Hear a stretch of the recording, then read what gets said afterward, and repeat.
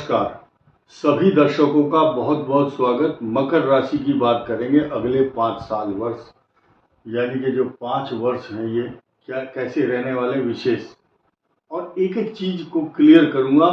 और ये महत्वपूर्ण विषय इसलिए ऐड किया गया है क्योंकि ये मकर राशि पर पहले 3 बात को समझिए। नंबर 1, परमानेंट जो ताकत है ग्रहों की वो 3 की है, शनि राहु बृहस्पति। और जब जब इनका ट्रांजिट होता है या जब इनकी महादशाएं आती है तो ये आती है तो आ ही जाती है, फिर अपना असर दिखाती है। और परमानेंट सुख है तो सुख देंगी, अगर दुख कष्टदायक है तो कष्ट देंगी। ये सर्वविदित है, ये कड़वी सच्चाई आपको सुनने को मिलेगी। और दूसरी बात, मैं यहाँ 3 चीज क्लियर करना चाहूंगा। वो क्या है? शनि का जो ट्रांजिट है वो 2.5 ईयर का होता है, और उसको हम एक एक करके बताएंगे। आज कहाँ है और कल कहाँ होगा और परसों कहाँ होगा, राहु की क्या पोजीशन होगी और बृहस्पति की क्या होगी। तो ये 5 साल में ये कॉन्सेप्ट जो है बहुत क्लियर होना चाहिए आपके दिमाग में, और इसके क्या साइड इफेक्ट होंगे या आपको दे क्या रहा है। आपको फॉर योर काइंड इंफॉर्मेशन 29 मार्च 2025 को, यानी कि इसी वर्ष, शनि की 7.5 समाप्त हुई है। जैसे कि एक कोबरा सांप नाग होता है और वो अपनी जो त्वचा है स्किन है ऊपर की, उसको केंचुली बोलते हैं, उसको उतार देता है, नए लुक में आ जाती है। अभी नए लुक में आए हुए इनको 6 महीने मात्र हुए हैं, 6.5 महीने। अब 6.5 महीने में इनको कितने उतार चढ़ाव देखने को मिले। कारण क्या है? आम साधारण आदमी इस बात को बिल्कुल नहीं समझता। वो ये समझता पंडित जी अपनी तरफ से ये बात बोलता होगा, लेकिन सच्चाई ये है कि पंचांग के अंदर जो निर्धारित की जाती है तारीखें, वो तारीखें होती है। हमारा अपना व्यक्तिगत कुछ लेना देना नहीं है। हम मात्र उन तारीखों को आपके सामने प्रोड्यूस करते हैं, प्रस्तुत करते हैं। अब ये 7.5 लोग सोचते हैं कि ये अरे अभी तो 7.5 उतरी, अभी इन्होंने फिर दोबारा शनि चढ़ा दिया हमारे ऊपर। हमारी कोई ताकत नहीं है कि ऐसे हम किसी ग्रह को इधर से उधर बदल सकें। ब्रह्मांड के अंदर बहुत बड़े चेंज होते हैं और ये सब भगवान के हाथ में है। मकर राशि पर 7.5 समाप्त हो चुकी है। इस समय बहुत, जब शनि यहाँ कुंभ राशि से चेंज हुए तो ये शनि की 7.5 समाप्त, 2.5 ईयर का स्पेस आपको मिला। ये बहुत एक्स्ट्रा ऑर्डिनरी पीरियड है आपका, क्योंकि ये 3rd हाउस है, ये भाई बहन का स्थान है, ये पराक्रम बढ़ाता है, छोटे भाई बहन को कष्ट भी देता है। लेकिन जिन जिनकी कुंडली में होगा, 67 के आसपास जिनका जन्म हुआ होगा या 97 में हुआ होगा, और हर 30 साल के बाद ऐसे ये चेंज होता रहता है। और ये 30 ईयर के बाद आए हैं। 96 में चेंज हुआ था तो 30 साल हो जाएंगे, उसके बाद फिर ये चेंज होगा, और फिर ये 2000 के आसपास, तो फिर ये 30 साल के बाद का चेंज है। यहाँ पर आएंगे 2.5 साल तक, फिर 2.5 साल यहाँ रहेंगे। मैं आपको तारीखों के अनुसार बताता हूँ। 3 जून 2027 को मेष राशि में आएंगे। ये ढैया शुरू होगी, लेकिन ये बहुत सकारात्मक, बड़ी पॉजिटिव ढैया होगी।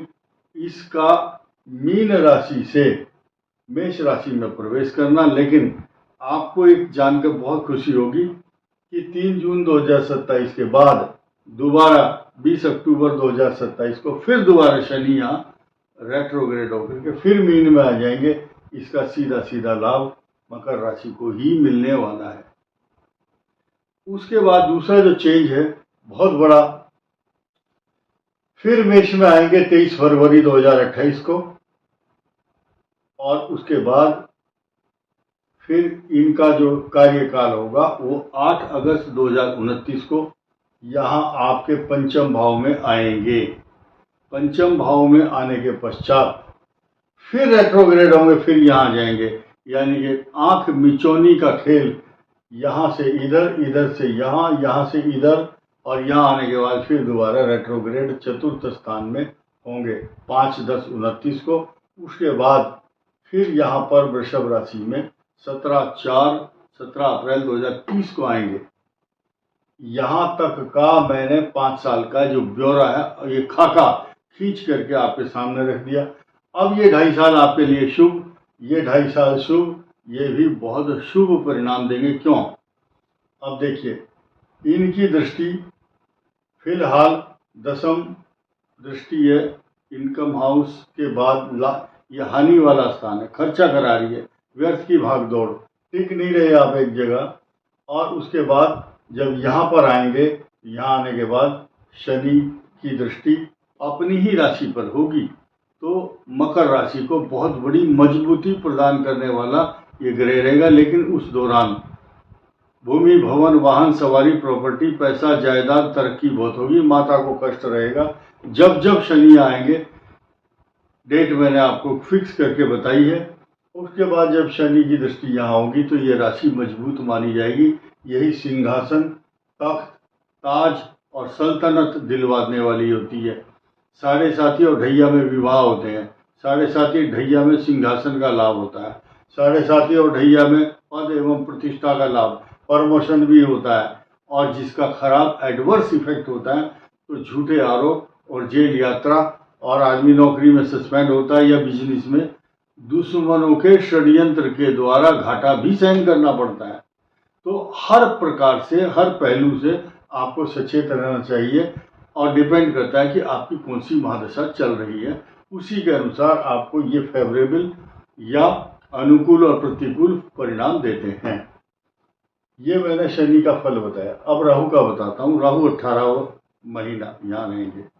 इसकी तारीख है 6 दिसंबर 2026। उसके बाद फिर 18 महीने मकर पर आएंगे। मकर को सेल्फ मेड बनाते हैं, आत्मनिर्भर। और ऐसा व्यक्ति जब राहु होता है तो कई प्रकार के पाइपलाइन में अटके हुए प्रोजेक्ट को फाइनल कर देता है। राहु क्या है? राहु के 2 हिस्से हैं।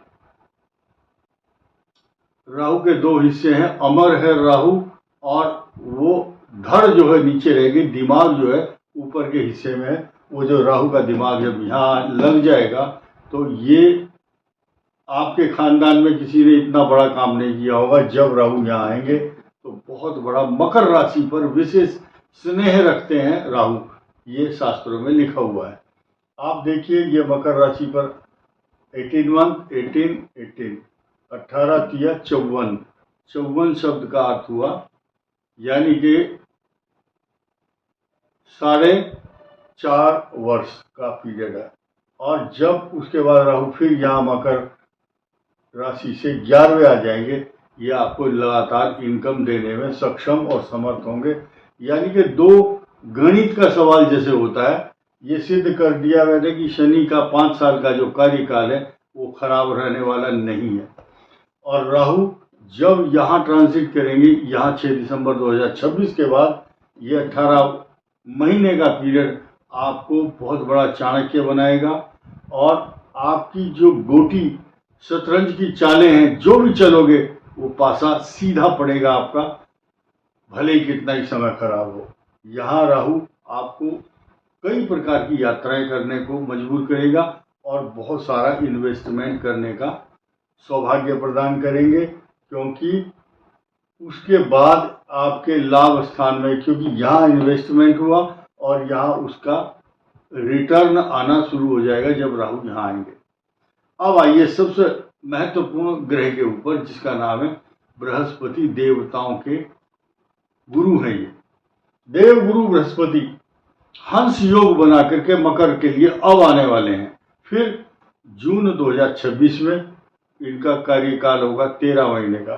फिर 1 साल यहाँ, 1 2 3 4 5 वर्ष है। यहाँ हंस योग बनाते हैं, यहाँ दीर्घायु प्रदान करते हैं, रोग नाशक बन जाते हैं, यहाँ आयु वृद्धि करते हैं और कष्टों से छुटकारा। धन के स्थान पर यहाँ कुंडलिनी जमा करके बैठ जाएंगे और ये 13 वर्ष धन का लाभ देंगे, धन स्थान पर दृष्टि होगी। उसके बाद भाग्य को पल्लवित और पुष्पित करेंगे भाग्य स्थान में, और उसके बाद आपके कर्म तरक्की सौभाग्य देने के लिए आएंगे, क्योंकि इनकी जो पोजीशन है, रेपुटेशन है, केंद्र में बहुत हाई फाई होने वाली है उस दौरान। और उस दौरान मैंने ये भी हिसाब लगाया, राहु और शनि के साइड इफेक्ट नहीं होंगे। 1, 2, 3, 4 और 5वां जो वर्ष होगा वो आपके इनकम हाउस में होगा। उस समय राहु और बृहस्पति की युति दोबारा हो सकती है, उसको गुरु चांडाल योग बोलते हैं। और एकादश भाव में अगर ये युति बनती है, ये बात पता चलेगी आपको 5 साल के बाद। और उस समय शनि की पोजीशन भी यहाँ होगी लगभग। तो ये बहुत बड़ा एक योग होगा, केतु और शनि एक साथ होंगे और राहु और बृहस्पति एक साथ होंगे। ये निर्णय हम आपको अगले वीडियो में फिर बताएंगे। और अब मकर राशि को क्या ध्यान देना है। अगर आपका उस समय राहु की महादशा चल रही होगी तो आपको राहु के 18,000 मंत्र का जाप करना चाहिए। और शनि की महादशा है तो शनि स्तोत्र का पाठ तथा शनि की ढैया में शनि स्तोत्र का पाठ करने से, अथवा सरसों का तेल और उड़द की साबुत दाल दान करने से मकर राशि के ऊपर शनि के प्रकोप तो कभी नहीं होते। शनि की दृष्टि अपनी ही राशि पर होगी। ये बात मैंने पिछले साल भी एक वीडियो में कही है। इस वीडियो में इतना ही। धन्यवाद। नमस्कार।